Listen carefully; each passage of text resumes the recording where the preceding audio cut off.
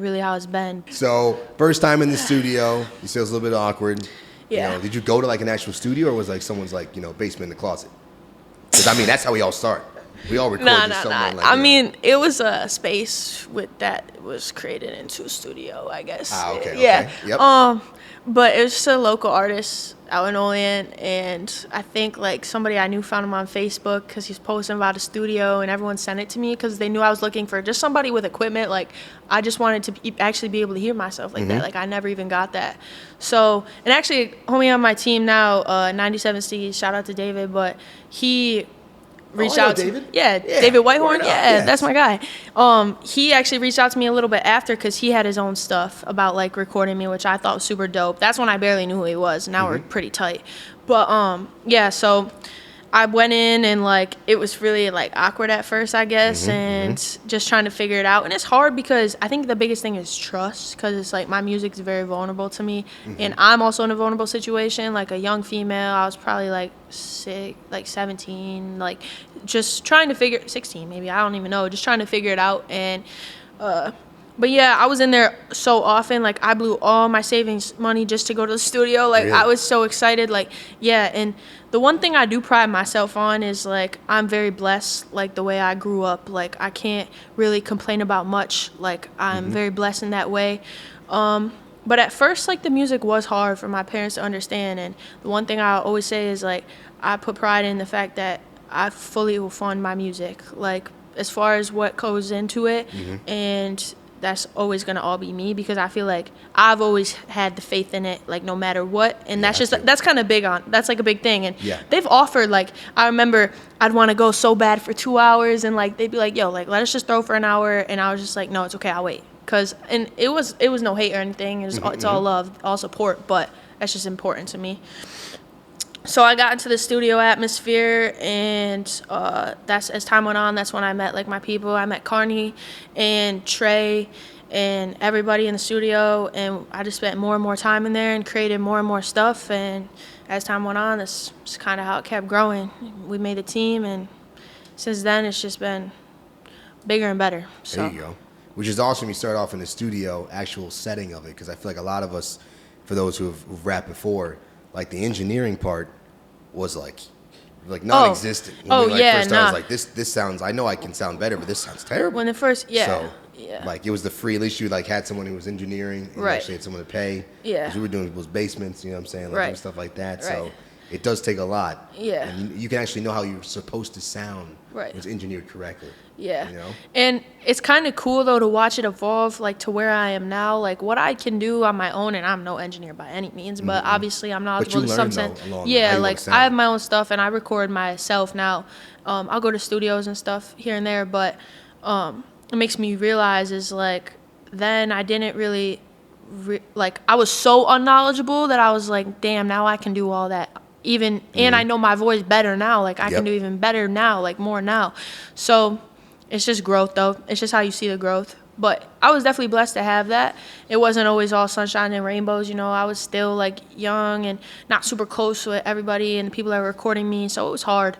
But as time went on, shit funneled out, and everything happened for a reason. So yeah, it absolutely does. That's how. And you're speaking of growth.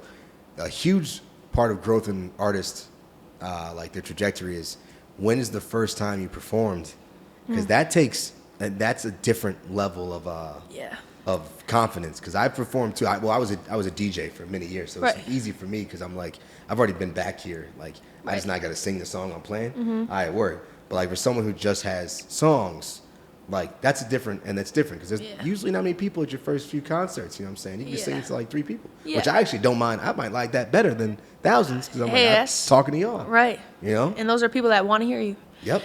Yeah, the performance journey for me so far has been like one of the coolest experiences ever. Like, when I remember, so I got to college last year and I finally feel like I had a fresh start. Like, I went from home where it was getting a little suffocating as far as what I was trying to do, who I was trying to be, and just be myself and grow. Like, it was getting suffocating only and small. And not a lot of people there understood where I wanted to go. I got to Buffalo, all new people. Leale, I was trying to put my name on the map. Every party I went to, every function, I was finding the person on the aux, and I was telling them to play that. And over the course of a few months, I gained a lot of traction in Buffalo just due to me pushing and networking. Like, that's how I met you. Like, you know what I mean? So just not being afraid to talk to anybody and not being afraid to put myself out there. So March, so this isn't even that, it's not even a year ago. March, there was an open mic night at the New York Kindle Cafe. Shout out to my girl, Superior. Okay. She's a real one. She's always shown mad love to me. But my friend sent me, I found the flyer, and I was like, yeah, I gotta go. I submitted, I like DM'd her, and she was like, yeah, pull up. And so that's not technically like, that was my first performance. It's a performance, though. And there was a decent amount of people there, and like, that was one of the coolest feelings in the world. And actually, I have a sweet story about that. So I was super excited. I like told my friends, I was like, yo, I'm about to be at an open mic night. Like, I'm going to be actually doing what I love for people. Like, this was the first time I was going to have a mic in my hand like that. So it was a big deal. And it was kind of emotional, you know, like it's a little bit emotional. So we were on our way. I think we stopped at the Cellar. We stopped at the Cellar before. And we were sitting in the parking lot. And I got an email from BuiltDifferent, from like the BuiltDifferent organization to perform. And then that was like the same day. That's the same energy that's meant to be then. And BuiltDifferent was like, that's a big deal because last year I was a part of it, like meeting people and like playing the softball game and like just trying to get my name out there. But it was like, Leale, we want you to perform at this year's festival. And it was like, damn, this shit's really come together. That was a day where it was like, all right, now you got to really lock in. Meant to do this, exactly. So from there, it was open mic night. And then I came home for the summer, and me and my team put together the Juneteenth festival. And that was like my first performance with the other people and like in that atmosphere, like a show atmosphere. And then I performed at a Concert Crave showcase at Venue. We got BuiltDifferent, and I'm forgetting one. I don't even know. Like, I've definitely, but I've just been just one after another, you know. Oh yeah, I just performed at the Twisted Festival. I saw that. Twisted Fest. Yep. And just little stuff like that. And we got a lot of dope shit coming as far as a team. We're trying to put our own shows together. We're going multiple cities. Like, it's about to be big. To an extent, I mean, that's the end goal is like, tour, but just doing it on our own and like really making a statement. It's a lot more work. Yeah. I get to keep more of the money, you know? Right. So that's a big deal. It's independent. So wow. Okay.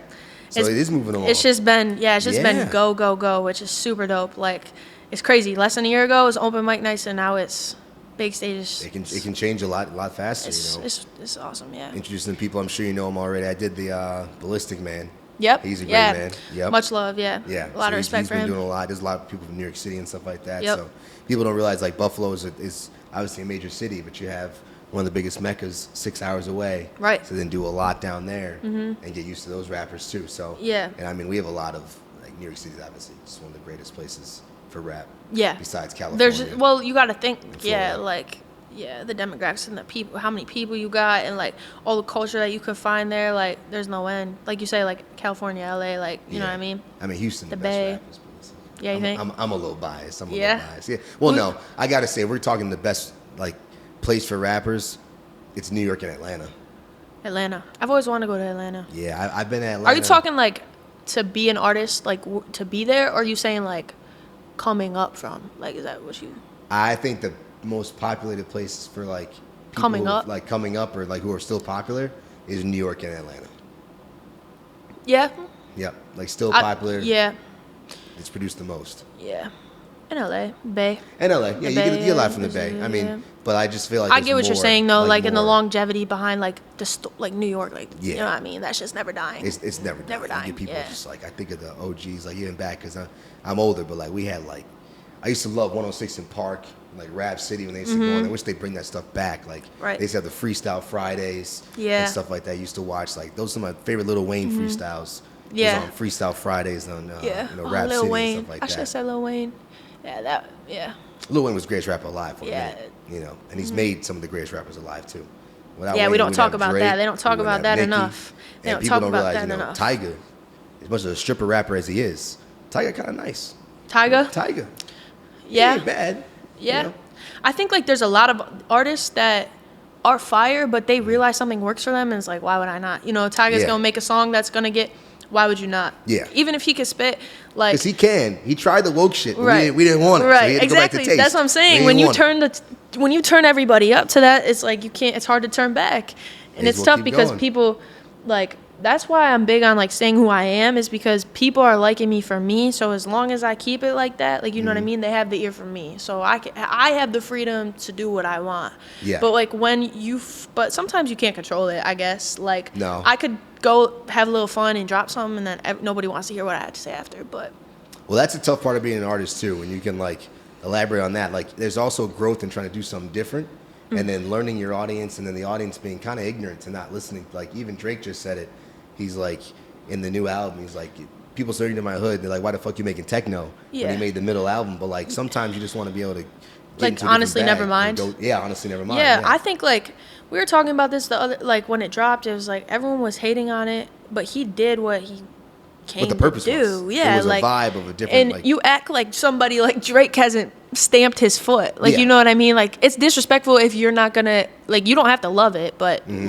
let man's like he executed that. Like, he executed the vision. might not love it, but you're listening to it. Right. It's still played everywhere. Right. So it still succeeds in that aspect. Right. But yeah, being able to go to a new like realm and having that freedom to do so Yeah. is great if you have the fans to support it. And so like you're building the base of fans to be like, Right. I'll just be able to do what I want and then be able to put it out. Yeah. You know?